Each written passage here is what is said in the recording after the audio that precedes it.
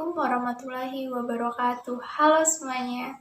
Perkenalkan, saya Elsa Elvina dengan NPM C0C02174, mahasiswa D3 Akuntansi dari kelas A Fakultas Ekonomi dan Bisnis Universitas Bengkulu. Baiklah, sekarang saya akan mengulas sedikit kembali materi bab pertama yang telah dipelajari, yaitu tentang accounting in action atau akuntansi dalam tindakan. Akuntansi itu terdiri dari 3 aktivitas utama.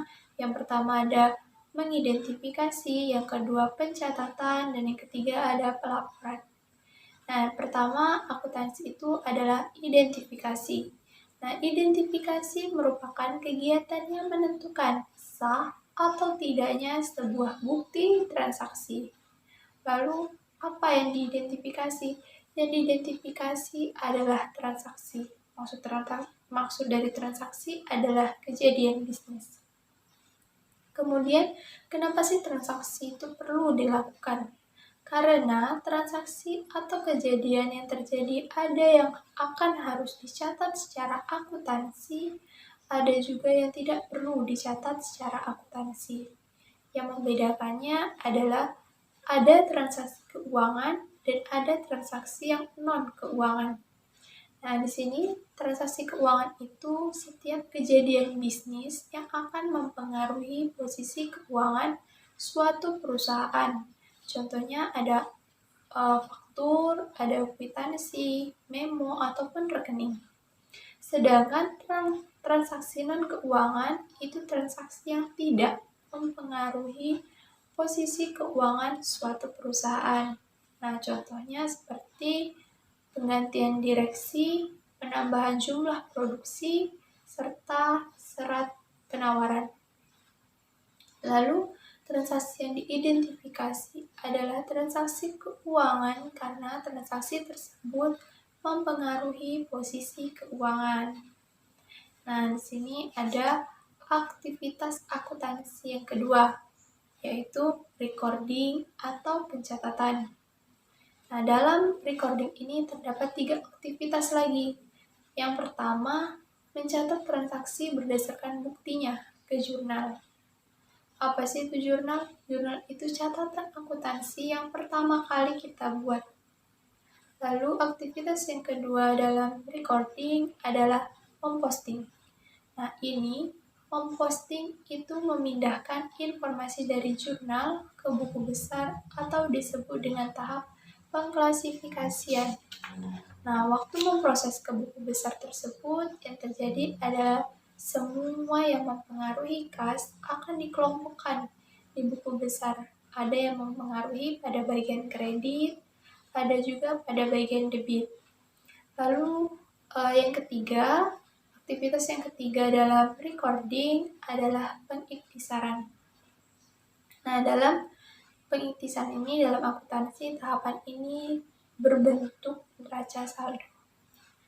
Lalu, ada hasil dari proses akuntansi akan menghasilkan yang namanya informasi, berupa laporan keuangan tadi. Nah, informasi ini akan kita komunikasikan, akan kita sampaikan kepada pihak-pihak yang berkepentingan. Nah, di sini ada penggunaan laporan keuangan atau penggunaan informasi laporan keuangan. Nah, di sini ada 2, ada penggunaan internal dan ada penggunaan eksternal. Nah, kita bahas satu-satu. Yang pertama ada penggunaan internal. Penggunaan internal ini merupakan personil atau orang yang ada di perusahaan tersebut yang menggunakan informasi laporan keuangan dalam pengambilan keputusan. Nah, yang menjadi penggunaan internal ini apa saja? Yang pertama ada manajer pemasaran. Nah, manajer pemasaran, keuangan, dan sumber daya manusia.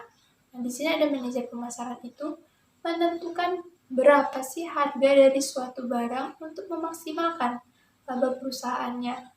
Dasarnya yaitu tadi adalah laporan keuangan. Lalu yang kedua ada manajer keuangan. Manajer keuangan ini yang menentukan perusahaan tersebut bisa atau tidak membayar dividen kepada pemegang saham.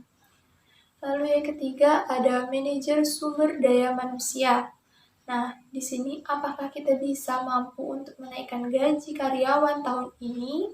Maka itu yang menganalisis semuanya itu bagian dari manajer sumber daya manusia atau manajer SDM.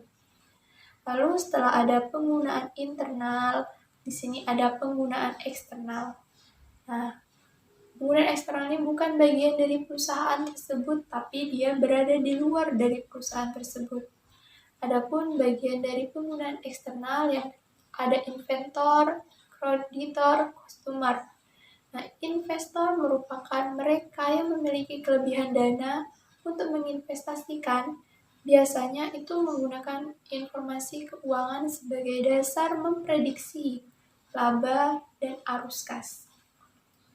Lalu yang kedua ada kreditor. Nah, kreditor ini pihak atau perusahaan yang meminjamkan uang kepada pihak lainnya, contohnya seperti bank, BI. Lalu yang ketiga ada customer. Nah, ini pelanggan biasanya membuat kontrak jangka panjang dengan perusahaan sehingga perlu kita ketahui atau perlu mengetahui informasi mengenai keadaan keuangan itu tersebut. Lalu di Accounting in Action ini ada membahas standar akuntansi yang berlaku di negara kita, yaitu negara Indonesia. Yang pertama ada standar akuntansi keuangan atau SAK berbasis IFRS. IFRS itu merupakan standar akuntansi keuangan dunia yang dikeluarkan oleh IASE. Nah, SAK berbasis IFRS ini diperuntukkan untuk perusahaan yang terdaftar di Bursa Efek Indonesia. Contohnya seperti perusahaan Telkom ataupun Bank BRI dan lain sebagainya. Lalu yang kedua ada SAK etap, standar akuntansi keuangan entitas tanpa akuntansi publik. Nah, SAK etap ini diperuntukkan bagi perusahaan yang tidak terdaftar di Bursa Efek Indonesia. Lalu yang ketiga ada SAK EMKM, entitas mikro kecil menengah. Yang keempat ada standar akuntansi syariah. Nah, standar ini digunakan oleh entitas yang menjalankan bisnis yang berbasis syariah, yang Islam seperti itu. Yang kelima ada PSAK 45, itu untuk akuntansi organisasi nirlaba. Nah, di sini juga ada mencakup 5 asumsi dasar akuntansi. Nah, 5 asumsi ini yang pertama ada asumsi entitas, ekonomi maksudnya, perusahaan itu dipandang atau dianggap sebagai suatu entitas yang berbeda dari entitas yang lainnya. Lalu yang kedua ada asumsi going concern atau asumsi berkelanjutan usaha. Nah, sebuah entitas perusahaan didirikan dengan tujuan keberlangsungan hidup atau beroperasi terus secara jangka panjang.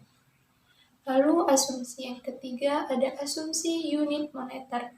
Semua pengukuran, pencatatan, dan pelaporan itu dinyatakan dalam satuan mata uang. Lalu selanjutnya yang keempat ada asumsi periodicity. Nah, ini perusahaan dapat membagi pelaporan keuangannya menjadi beberapa periode waktu. Dan yang terakhir ada asumsi akrual yang menyatakan bahwa dalam pencatatan transaksi yang menjadi dasar mencatat transaksi adalah transaksi dicatat ketika transaksi telah terjadi, tidak peduli kita menerima uang atau tidak. Lalu pembahasan terakhir tentang Accounting in Action ini memiliki prinsip akuntansi, yaitu prinsip pengakuan pendapatan. Nah, prinsip pengakuan pendapatan ini menyatakan bahwa pendapatan diakui ketika jasa sudah diberikan tanpa mempertimbangkan kas telah diterima ataupun tidak. Lalu prinsip yang kedua ada prinsip pengakuan beban. Nah, prinsip pengakuan beban ini menyatakan bahwa beban sudah diakui ketika manfaat sudah diperoleh tanpa mempertimbangkan adanya kas keluar ataupun tidak. Lalu yang ketiga ada prinsip pengukuran. Nah, ini menyatakan bahwa nilai yang dinyatakan dalam satu moneter yang akan dicatat dalam laporan keuangan itu ada dua, prinsip harga perolehan awal dan prinsip nilai wajar. Lalu prinsip yang keempat ada prinsip perbandingan. Nah, di sini ada prinsip perbandingan, prinsip di mana pendapatan dan beban dengan perolehan pendapatan harus dilaporkan pada periode yang sama. Selanjutnya ada prinsip pengakuan secara penuh. Nah, ini prinsip yang menyajikan informasi yang lengkap dalam laporan keuangan.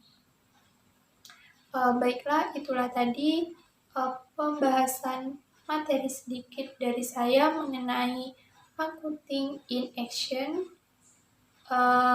Sekian dan terima kasih. Wabillahi taufiq wal hidayah. Wassalamualaikum warahmatullahi wabarakatuh. Bye semuanya.